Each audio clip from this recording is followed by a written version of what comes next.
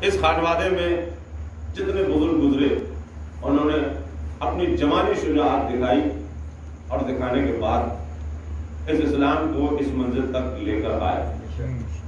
دنیا کوششیں کرتی رہی، دنیا کاوشیں کرتی رہی، مگر خانوادہ رسالت جس نے ذمہ داری اٹھائی تھی اور ذمہ داری کو بخوبی نبھاتے رہے، اور نبھانے کے بعد ہمیں اسلام، ہمیں دین اس انداز سے لا کے دیا کہ جو آج الحمدللہ ہم سر اٹھا کے کہہ سکتے ہیں کہ ہم شریعت ابراہیمی پر قائم ہو رہے ہیں۔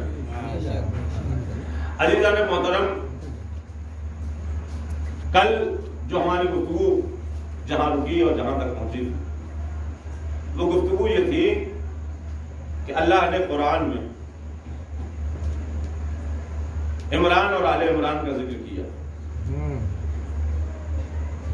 اور کل میں نے عرض کیا تھا کہ زمانہ یہ کہتا ہے کہ اس عمران سے مراد ابو طالب نہیں، تو اس کے لیے دلیل یہ پیش کی گئی، وہ بھی قرآن ہی سے تھی۔ قرآن میں ایک جناب موسیٰ کو اللہ نے، موسیٰ کے بابا کو اللہ نے عمران کہا، اور ایک عیسیٰ کے نانا کو عمران کہا۔ جناب موسیٰ کہ صرف ایک بیٹی تھی، کوئی بیٹا نہیں تھا، اس لیے آل عمران وہاں سے تو آگے چلی نہیں۔ اب بات جناب عیسیٰ تک آئے تو عیسیٰ نے شادی کی نہیں۔ جب عیسیٰ نے شادی نہیں کی تو پھر ان کی نسل بھی آگے بڑھنی نہیں تھی، تو جب نسل آگے بڑھنی نہیں تھی تو پھر سوال یہ پیدا ہوتا ہے کہ وہ آل عمران کون ہے؟ تو آج تک، اور اللہ نے یہ وعدہ کیا ہے کہ آل عمران تا قیام قیامت تک باقی رہے گی، تا قیام قیامت تک باقی رہے گی، یہ اللہ نے وعدہ کر لیا ہے آل عمران کے لیے۔ تو اب ہمیں تسلیم کرنا پڑے گا یہ جو آل عمران ہے یہ کوئی اور نہیں، یہ اولاد ابو طالب ہے۔ اس لیے کہ جناب ابو طالب کا نام بھی عمران تھا، میں نے کل عرض کیا، ابو طالب نام نہیں تھا، ابو طالب تھی کنیت۔ مگر پھر بھی اس کے بعد زمانہ بحث کرتا ہے اور اسی پہ اڑا رہتا ہے کہ صاحب وہ ایمان لے کے نہیں آئے۔ بہت توجہ چاہتا ہوں، بحث صرف اور یہی ہوتی ہے کہ صاحب ہم نے پوچھا کہ صاحب پرورش کی کہاں کی، پروان چڑھایا کہاں چڑھایا، کہا پھر کہا صاحب وہ ایمان لے کے نہیں آئے۔ میں ایک مثال دے رہا ہوں اور اس مثال سے آج کی گفتگو شروع کر رہا ہوں۔ مثال کے طور پر میں ابھی یہاں پر مجلس پڑھ رہا ہوں، مجلس کے بعد میں اٹھا اور میں نے اپنا یہ شال اعزا، یہ کپڑا اٹھایا اور اٹھا کے کسی صاحب کے حوالے کر دیا، اشرا پڑھ کے میں یہاں سے چلا گیا۔ اگلے برس پھر میں آیا تو جب پہلی مجلس کا آغاز ہونے لگا تو انتظامیہ بولے کہ چلے مولانا بسم اللہ۔ ارے میں نے کہا ذرا رک جائیے۔ میں نے کہا کیوں؟ کہا اصلاً وہ میں پچھلی بار ایک صاحب کو شال اعزا دے کے گیا تھا، آ گیا صحیح بیٹھا یہاں ایک صلوات پڑھا۔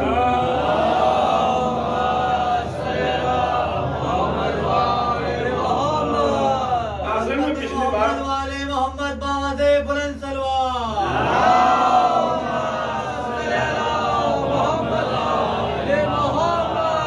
اصل میں پچھلی بار وہ میری شال اعزا تھی، وہ میں صاحب کو دے کے گیا تھا۔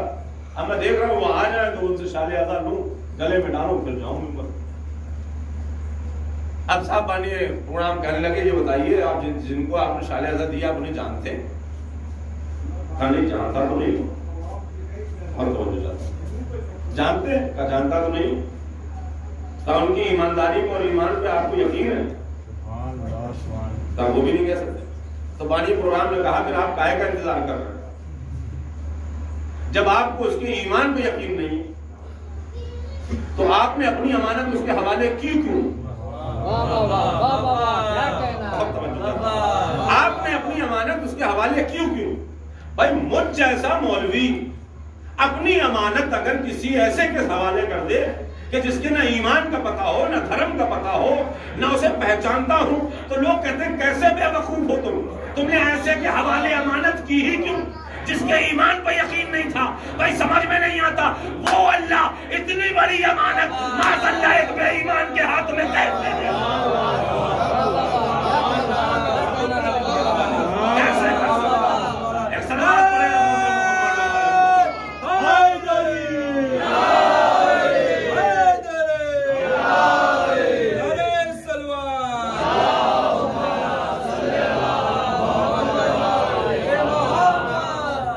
اتنی بڑی امانت وہ اللہ کسی ایسے کے حوالے کیسے کر دے گا کہ جس کے ایمان پہ یقین نہ ہو، جسے پہچانتا نہ ہو؟ بھائی یہ تعجب ہوتا ہے۔ مثال کے طور پر کا صاحب ان کی آغوش میں تھے، انہوں نے پروان چڑھایا، پالا، خدا کی قسم۔ اب یہاں پہ ایک سوال ہے، انہوں نے پالا اور پروان چڑھایا۔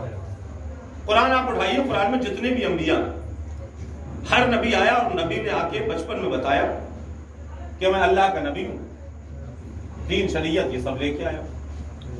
بے شک موسیٰ آئے، موسیٰ نے بھی بتا دیے۔ بے شک بے شک عیسیٰ آئے اور عیسیٰ نے بھی آ کے بتایا، اور عیسیٰ نے آئے اور آ کے ایسے بتایا، فقط ایسا نہیں، قیامت کر دی۔ جناب عیسیٰ نے آ کر جو بولے ہیں نا تو قیامت ہو گئی، اس لیے کہ مریم پر نہ جانے کتنے انگلیاں اٹھا رہے تھے۔ بے شک بے شک بہت توجہ چاہتا ہوں بھائی، یہی تو معاملہ تھا جب جبریل آیا اور آ کے کہنے لگے اللہ آپ کو بیٹا دے گا، کہا اللہ بیٹا دے گا، میری تو شادی نہیں ہوئی، پھر بیٹا کہاں سے ہوگا؟ کہا بس اللہ نے کہا وہ القا کرے گا تم کا بیٹا ہو جائے گا۔ بہت توجہ چاہتا ہوں، القا کرے گا اور بیٹا ہو جائے گا۔ اب اللہ کا وعدہ ہے، مریم نے کہا ٹھیک ہے، وقت گزر گیا، بیٹے کی ولادت ہو گئی۔ اب جیسے ہی ولادت ہوئی جو ڈر تھا وہی ہوا۔ اب یہ سارے کے سارے عیسائی آئے اور مریم پر انگلی اٹھانے لگے، کہ ہم تو تمہیں بڑا عزت دار سمجھتے تھے، تمہارے خاندان میں تو کبھی ایسا ہوا نہیں ہے۔ بھائی یہ بتاؤ جب شادی نہیں ہوئی یہ بچہ کہاں سے آیا؟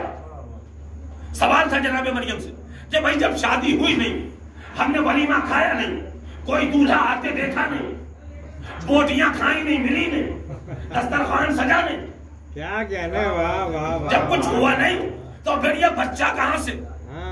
سمجھ رہے ہیں؟ اصل میں ہوتا کیا معاملہ کہ کچھ لوگ ایسے ہوتے ہیں، ہر ایک نہیں، کچھ ایسے ہوتے ہیں کہ جنہیں دعوتوں کا بڑا شوق ہوتا ہے۔ لاک ڈاؤن میں جو شادیاں ہوئی ہیں ان شادیوں میں ان کا بڑا نقصان ہوا، اچھا لوگ کیا کہنا، مہینے میں 2-4 کلو کھانے کو مل جاتا تھا، وہ بھی نصیب نہیں ہے۔ ایک بات پڑھے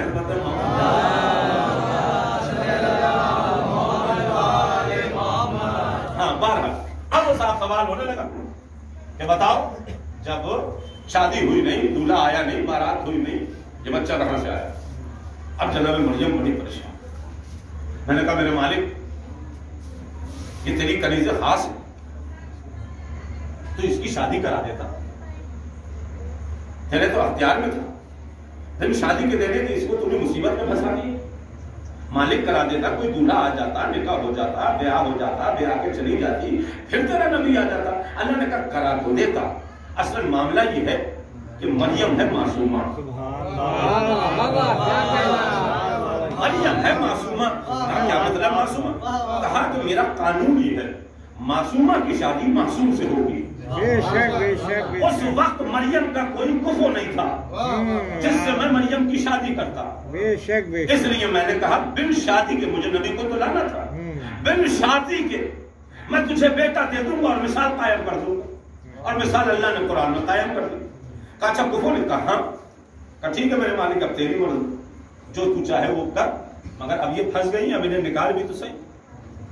یہ بیچاری اب جناب مریم نے پروردگار کیا معاملہ ہو گیا، میں نے کیا کیا جواب دوں؟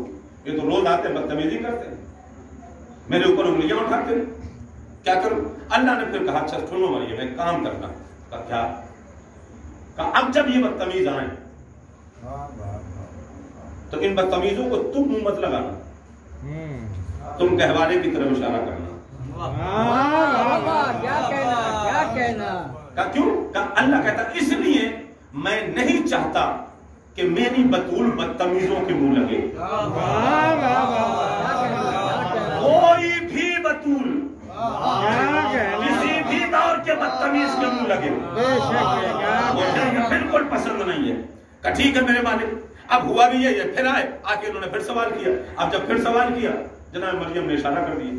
اب یہ گہوارے کے قریب پہنچے، اب جو گہوارے کے قریب پہنچے ایک سلوات پڑھ گیا،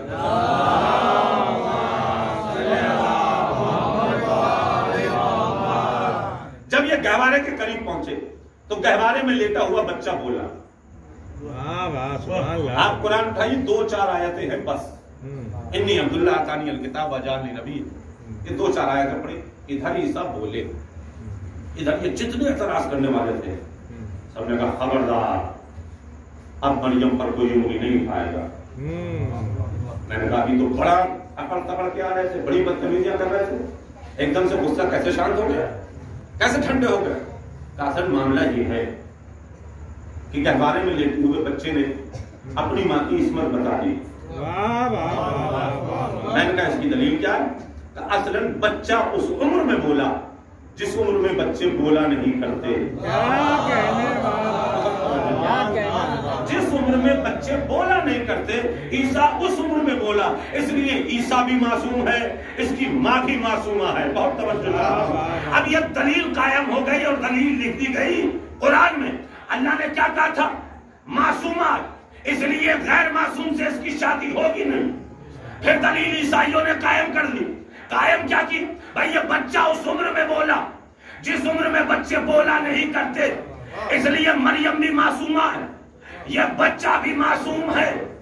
اب اس پر کوئی انگلی نہیں اٹھائے گا۔ جب سے لے کر آج تک کسی نے جناب مریم کے کردار پر انگلی نہیں اٹھائی، جبکہ چند آیتیں پڑھی۔ اب تھوڑا سا ادھر آ جائیے بھائی، 13 رجب آ گئی، خانہ کعبہ میں فاطمہ بنت اسد آ گئی، اور فاطمہ بنت اسد جب آئیں، علی کعبے سے باہر آئے، آغوش نبوت میں آتے ہی علی نے فقط چند آیتیں نہیں، توریت سنائی، زبور سنائی، انجیل سنائی، قرآن، بہت توجہ چاہتا ہے، قرآن سنایا۔ اب سوال یہ پیدا ہوتا ہے، یہ دلیل تو قائم ہو گئی نا، جو بچہ اس عمر میں بولے جس عمر میں بچے بولا نہیں کرتے، اس کی ماں ہوگی معصومہ، اور قانون قدرت ہے معصومہ کی شادی معصوم سے ہوگی، معصومہ کی شادی معصوم سے ہوگی، غیر معصوم سے نہیں ہوگی۔ اب کیا کہیے گا؟ فاطمہ بنت اسد کے شکم سے پیدا ہوئے علی فقط آیت نہیں پڑھ رہے ہیں، چاروں کتابیں پڑھ رہے ہیں۔ اب مجھے یہ بتائیے، قانون قدرت یہ ہے کہ معصومہ کی شادی معصوم سے ہوگی، اور علی نے پیدا ہوتے ہی چاروں کتابیں سنا کے بتا دیا کہ میری ماں معصومہ ہے، تو تسلیم کرنا پڑے گا۔ جیسے علی کی ماں معصومہ ہے ویسے علی کا بابا معصوم۔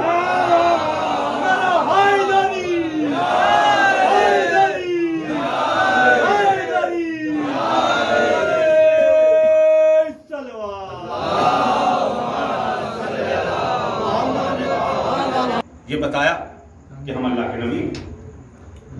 اب سوال یہ پیدا ہوتا ہے کہ سب نے تو آ کے بتایا ہے، مگر نبی نے جو ہمارے آخری نبی ہیں، جو ان سب کے سردار، انہوں نے آ کے نہیں بتایا میں نبی ہوں۔ یہ 40 سال تک خاموش رہے۔ اب سوال ہے امت مسلمہ سے، یہ نبی جو 40 برس تک خاموش تھے، تو نبی کس مذہب سے تعلق رکھتے؟ کیا کہنے، واہ واہ واہ واہ۔ بھائی اس 40 برس میں جو خاموشی دور تھا، اس میں نبی کا مذہب کیا تھا؟ کیا کہنے، کس مذہب سے تعلق رکھتے تھے؟ کون تھے؟ اگر معاذ اللہ آپ کہہ دیں کہ وہ مسلمان نہیں تھے، ایمان پہ نہیں تھے، تو پھر اسلام ہی نہیں بچا کچھ۔ پھر اسلام کچھ بچا ہی نہیں، کیا بچے گا اسلام میں؟ کہ نہیں صاحب ایسا نہیں ہے، کہ پھر کہ وہ مسلمان تھے، وہ نبی تھے۔ ہم نے کہا جب آپ کہہ رہے تھے، بہت توجہ چاہتے، جب آپ کہہ رہے تھے تو پھر یہ کیوں کہہ رہے ہیں کہ بنے؟ پھر آپ یہ کیوں کہہ رہے ہیں کہ 40 برس کے بعد بنے؟ بھائی یا تو بنے یہ، یا آپ کہہ رہے تھے، جب تھے تو تھے کے بعد انہوں نے اظہار کیوں نہیں کیا؟ 40 سال تک خاموش رہے۔ میرا دل کہتا ہے شاید اللہ نے نبی کو 40 سال تک خاموش رکھا ہی اس لیے تھا تاکہ آنے والے مورخوں کے منہ کو بند کر دے کہ یاد رکھنا جو 40 برس میں محمد کا ایمان تھا وہی ابو طالب کا ایمان۔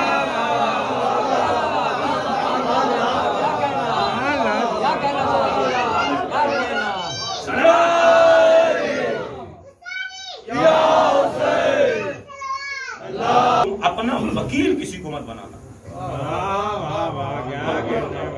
میرے حبیب یاد رکھنا تم میرے حبیب ہو، تم میرے نبی ہو، اپنا وکیل تم، خبردار کسی کو مت بنانا۔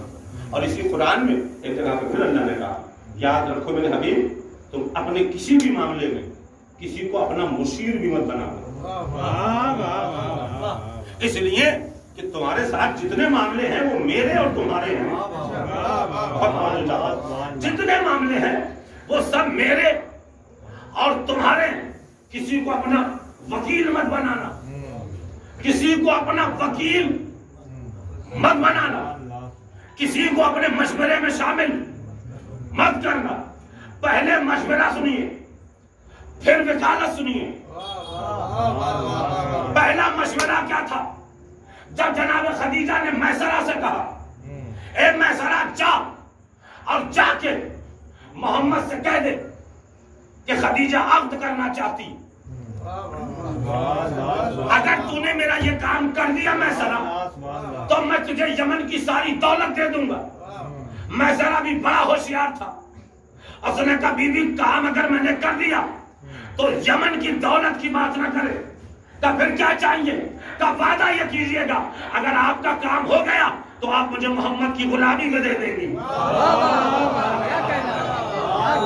آپ مجھے محمد کی غلامی میں دے دیں گی، یہ وعدہ کریں۔ خدیجہ کہتی ہے تجھے محمد کی غلامی میں کیا نظر آیا؟ ایک مرتبہ میسرہ کہتا بی بی محمد کی غلامی کے آگے دنیا کا مال و دولت کچھ لگتا ہی نہیں ہے، کیا کہنے، کچھ لگتا ہی نہیں ہے۔ اچھا ٹھیک ہے تو میرا کام کرا دے گا، ٹھیک۔ میسرہ چلے پہنچے، پہنچنے کے بعد جناب ابو طالب سے بات چیت ہوئی، کہنے لگے کہ وہ آپ کا شادی وادی کے سلسلے سے کیا خیال ہے؟ تو کیوں؟ کہا میری شہزادی آپ سے شادی کرنا چاہتی ہے۔ اب جملہ سنیے، نبی کیا کہتے ہیں ایسا ہے کہ میں اس سلسلے میں پہلے اپنے چچا سے پوچھ اس سلسلے میں پہلے میں اپنے چچا سے مشورہ لے لوں پھر بتاؤں گا کیا کہنا۔ یا نبی اللہ یہ آپ کیا کر رہے ہیں؟ اللہ تو قرآن میں کہتا ہے وما ينطق عن الهوى ان هو الا وحی یوحی، کیا کہنے، واہ واہ واہ واہ، آپ کی زبان پر تو وحی الہی کا پہرا لگا ہے، آپ جو بولیں گے وہی قرآن ہوگا۔ یہ آپ کیا کر رہے ہیں کہ پہلے میں اپنے چچا سے مشورہ لے لوں؟ میں کہوں گا نبی اللہ منع کر چکا ہے آپ کو، خبردار اپنے معاملے میں کسی کا مشورہ نہ لینا۔ آپ جب اللہ منع کر چکا ہے تو آپ مشورہ لینے کیوں جا رہے ہیں؟ اگر ہمارے یہاں معاملے نہ ہوتے سامنے کی باتیں وہی سے حل ہوگا۔ ہمارے یہاں جب شادی یا بیٹی یا کسی کا پیغام آتا ہے تو ہم کیا کہتے ہیں؟ انشاءاللہ ہم استخارہ کریں پھر جواب دیں گے۔ مسئلہ شادی کا ہے نا، چھوٹا موٹا تو ہے نہیں، کہ پہلے ہم استخارہ کر لیں پھر آپ کو جواب دیں گے۔ استخارہ یا تو تسبیح سے ہوتا ہے یا پھر قرآن سے ہوتا ہے۔ استخارہ کرتے ہیں، اللہ کی رائے دیتے ہیں، اس کے بعد پھر آگے بڑھتے ہیں۔ اب میں یہاں پہ جملہ کہتا ہوں، کیا آپ کہہ دیں میرے نبی آپ بھی اپنے چچا کی کیا کیا عظمت بتا رہے ہیں۔ میسرہ کہتا ہے یا نبی اللہ ہماری شہزادی شادی کرنا چاہتی ہیں آپ سے۔ نبی نے کہا پہلے میں اپنے چچا سے پوچھ لوں تو اب جملہ کہہ دوں بھائی ہمارے استخارے کا نام قرآن ہے، محمد کے استخارے کا نام ابو طالب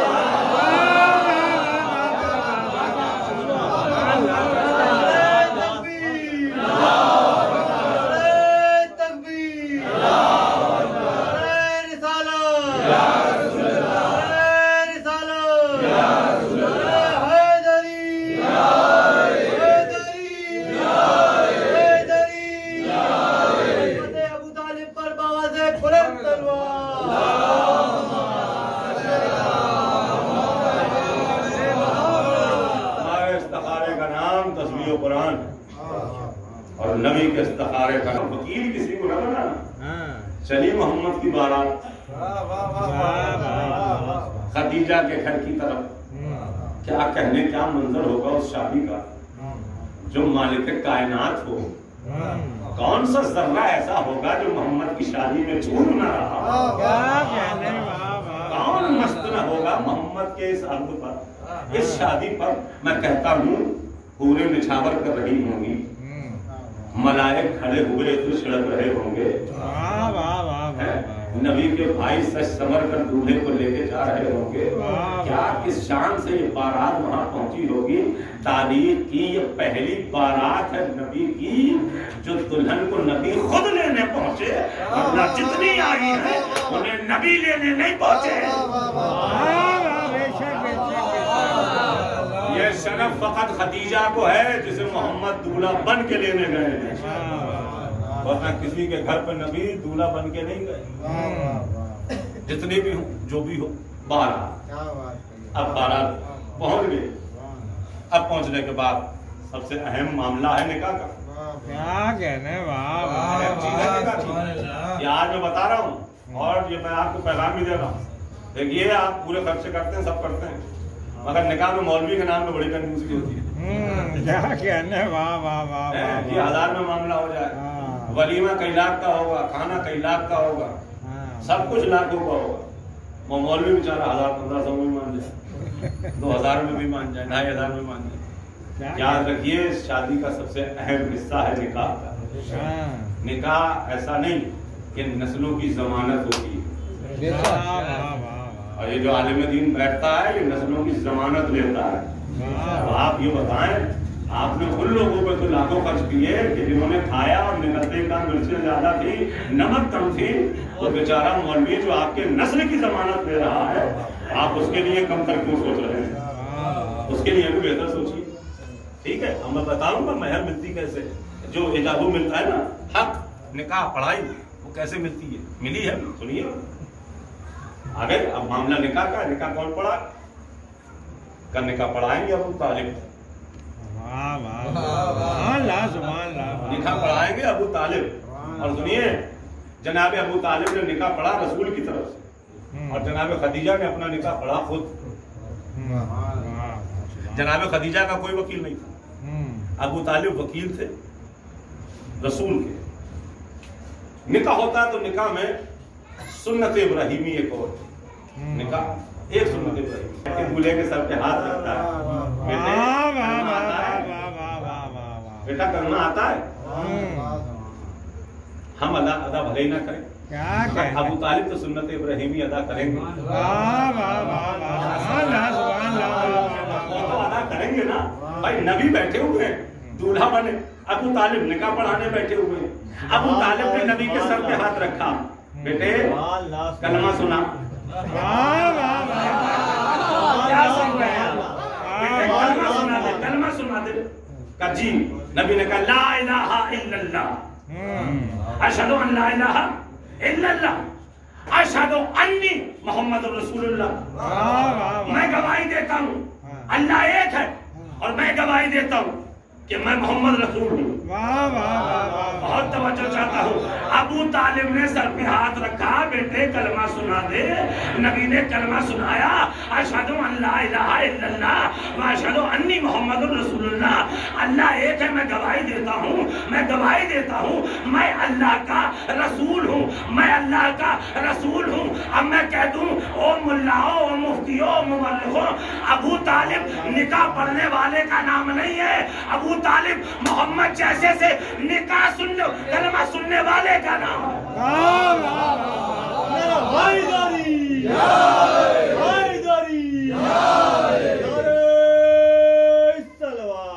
कोई दे सकता का, ठीक है मैं दिए देता हूं। का क्या चाहिए, का एक काम करो, एक की तरफ मैं इमामत को रखता हूं, का मालिक इमामत किसकी तरफ रखेगा, आप तुम दोनों फैसला कर लो, इमामत किसकी तरफ रहेगी, कहां से चलेगा। का ठीक है, ये सिलसिला इमामत जिधर से भी है, जहां से भी है, ये सिलसिला कायम हो जाएगा लड़की की तरफ से। खदीजा मैं तुम्हें एक बेटी दे दूंगा। क्या खूबसूरत निकाह पढ़ाई मिल रही है जनाब खदीजा, मैं तुम्हें एक बेटी दे दूंगा, और जो बेटी दूंगा तो उस बेटी से इमामत चलेगी। अबू तालिब सुनो, मैं तुम्हें अपने घर से एक बेटा दे दूंगा, کیا کہنا کیا اب کہنا جیسے کہا نا بیٹا میں ادھر سے دوں گا بیٹی ادھر سے، جناب خدیجہ نے کہا کہ میری بیٹی نبی کی بیٹی ہوگی، بہت توجہ چاہتا ہوں۔ جب یہ ہوا نا کہ ایک ادھر سے بیٹا دوں گا ادھر سے بیٹی دوں گا، تو جناب خدیجہ نے کہا میرے مالک جب تو مجھے بیٹی دے دے گا تو میری بیٹی تو ہوگی نبی کی بیٹی، اسے فخر ہوگا، وہ تو کہے گی میں نبی کی بیٹی ہوں، میں نبی کی بیٹی ہوں، میں نبی کے گھر میں پیدا ہوئی۔ اللہ نے کہا بالکل مت گھبرا، میں بالکل برابر رکھوں گا، بیٹی نبی کے گھر سے ہوگی، علی بھی کہنے لگے گا میں بھی خدا کے گھر سے آیا ہوں۔